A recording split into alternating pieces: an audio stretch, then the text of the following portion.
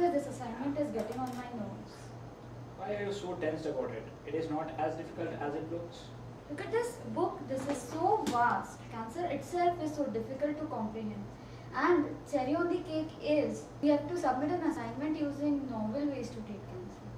How about nanotechnology? The word nanotechnology always goes synonymous with novel. Nanotechnology? Yeah, nanotechnology. Don't you think it's too technical?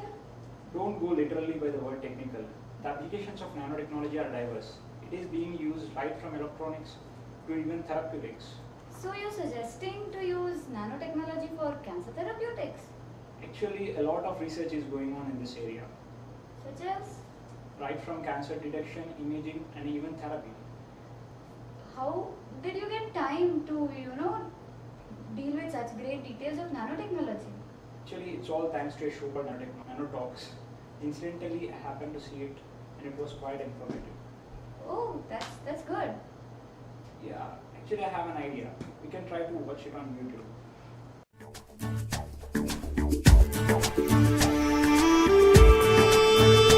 Welcome to the new episode of Nano Talks. I'm your host Chaitanya Joshi, and tonight we have an interesting subject to discuss on, and we have an interesting guest to speak on it. We have in our studio today Dr. Nikhil Bhatt. So what he did, how he did, more on this, let's find out from the man himself. So I introduce to you all Dr. Nikhil Bhatt. Hello, doctor. Hello. Hello everyone. Well, actually I'm a medical doctor from India and I pursued my masters and further research in nanotechnology. And yes, I mean this research and this nanotechnology as a field, it is a big thing and it is going to be the field for the future as far as health related disorders and many other fields are concerned. So doctor, what kind of research you did basically in nanotechnology? Well, to start with, I was really fascinated as far as the research related to cancer therapeutics went in nanotechnology. So are we discussing any part of it today? Well, exactly, that's what we are going to discuss today. Nanotechnology as such deals with the substances at the molecular scale, the dimensions of which may vary from 0.1 nanometers to 100 nanometers. One important property of cancer cells that differentiates them from the normal cells is their detection. The evasive property of cancer cells is something that helps them to overcome the detection and immunological effects by the body. So as cancer therapists and physicians, we are trying to counteract this evasive property of cancer cells. Now here I would like to show you the traditional method used in the treatment of cancer and the use of nanotechnology in the treatment of cancer. Now if you look at the nanotechnology part, you can see that the nano devices act exactly at the site where the action is required as far as cancer cells go, and at the same time they don't affect any of the healthy cells, which is a key point in the proper treatment of cancer. Nanosensors is a key element in the early detection and treatment of cancer, and there are numerous types of nanosensors which are differentiated on the basis of their functioning mechanism.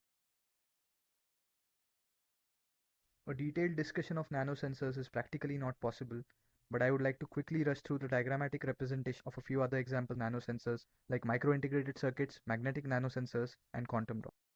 The examples of a few biomarkers used in the treatment of cancer are telomerase enzyme detection by magnetic sensors. There's protease enzyme detection which takes place by quantum dots. These biomarkers are either present or absent in cancer cells. Their detection helps us to differentiate cancer cells from normal cells.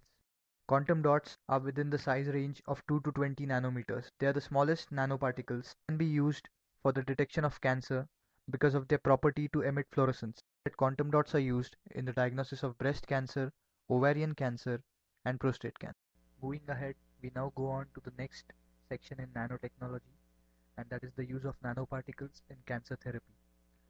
These nanoparticles, they act as vehicles for the drugs to pass through the organs, and this helps in targeted drug delivery.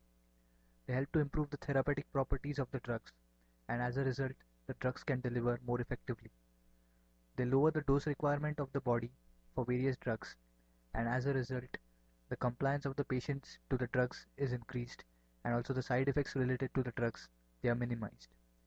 The multifunctional nanoparticles regulate and note cellular changes of the disease, and this helps to treat the disease at a cellular level. Tumor cells possess the property of enhanced permeability as well as retention. The size of nanoparticles is approximately around 100 nanometers. The nanoparticles are easily attracted by tumor cells. The increased retention time improves the time of drug release and therefore helps in the therapy of the tumor. Composite nanoparticles have multiple binding sites. As a result, simultaneously composite nanoparticles can bind to a targeting agent or to heat sensitive agents or even to one or more than one drug. This enhances targeted specific drug delivery. Let me now take you through the opportunities as well as the scope of nanotechnology in the field of cancer. If nanotechnology is integrated with the current therapeutic research, solutions for many unsolved problems related to health disorders can be sought out. Nanotechnology mainly deals with minimizing the time of treatment required for cancer therapy, and this is possible by fast assessment of efficacy as well as fastening the regulatory approval procedures for all the drugs. However, there are still a few challenges which exist in the field of nanotechnology. We need to have toxicological data of quantum dots as well as other nanoparticles. This toxicological data would help us to set quality control mechanisms as well as regulatory processes for nanoparticles. It was a really interesting discussion that we had today. I would like to thank you from all our viewers. Well, it was my pleasure, and I'm glad that you gave me this opportunity to share my knowledge as well as my thoughts related to nanotechnology as well as cancer. Being a medical doctor, all I can hope is that ultimately this research will help to improve the quality of life in general. So, thank you, thanks a lot. Thank you. And thank you everyone. We will be back in the next episode with some new concepts and new topics and nanotechnology. Till then, goodbye, take care. Hey, this video was very informative. What could be better than this for our article? Yes, I know, it's cool. I think it has cleared all your doubts on nanotechnology. Yes, definitely. So now we are writing an article on applications of nanotechnology in cancer. Yes, but for that, I think we need to watch some more episodes of Nanotalks.